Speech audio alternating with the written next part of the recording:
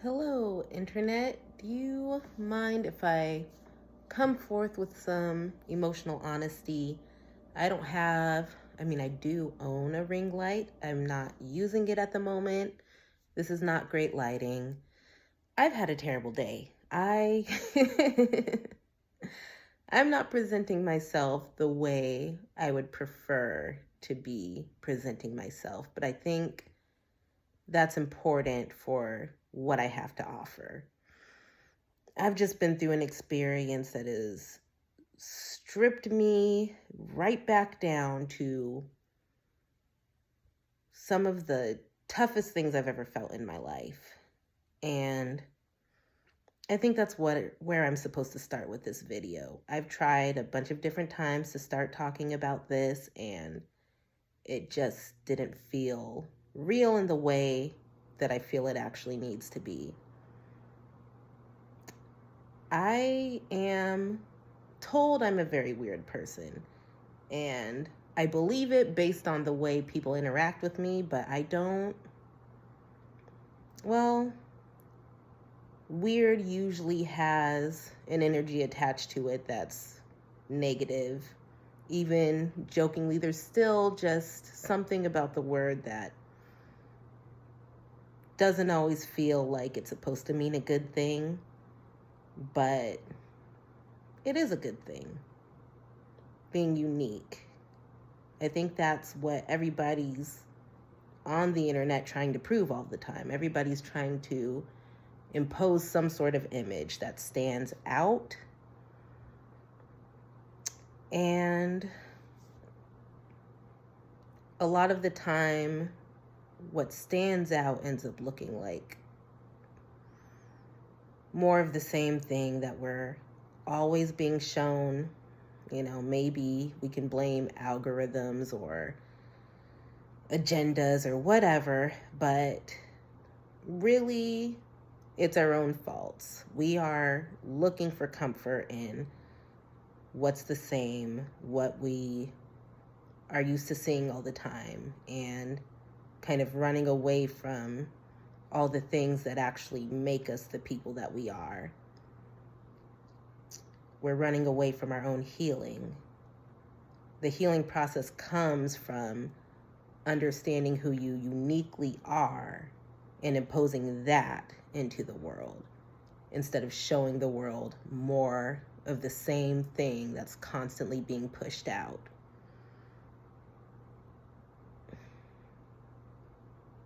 So I want to talk about unconventional healing methods.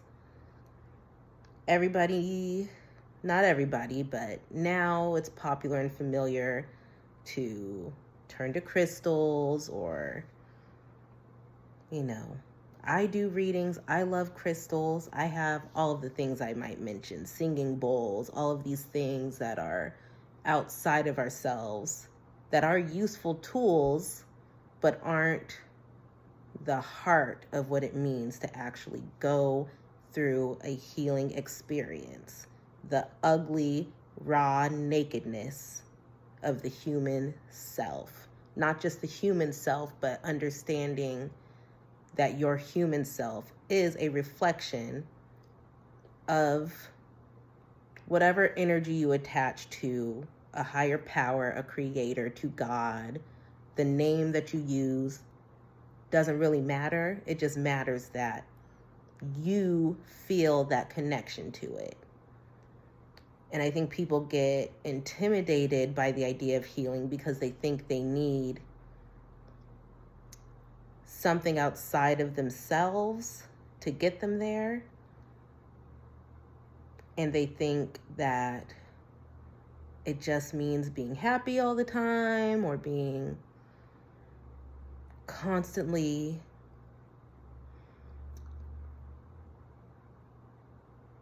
at least consistently appearing like everything is going well and everything is going the way you planned it. And in a lot of ways it is, but it's not something that's always felt. Maybe I'm rambling. Maybe none of this makes any sense. And maybe I should just stop right here and start over. But I can't do that because this is me. This isn't prepackaged, and it's not digestible. It's not cute.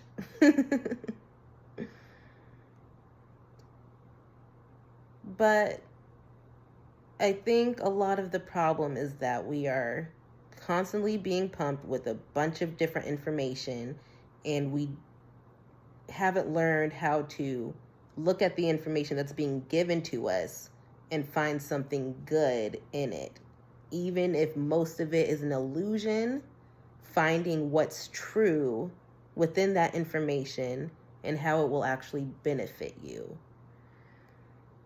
So that is going to be the theme of all of my following videos. One method of healing that I've used that isn't at all the standard. I think a lot of the spiritual community tells everybody, oh, TV's low vibrational. So don't, you should get to a point where you're not watching a lot of TV, and you definitely should because it is toxic. But I think a lot of people don't see that as realistic for them because they're already addicted to it. And that's not your fault, and that's not something that should make you feel as though you're not still on a spiritual journey, and you should use that. You shouldn't let this information that's being imposed on you do damage to you.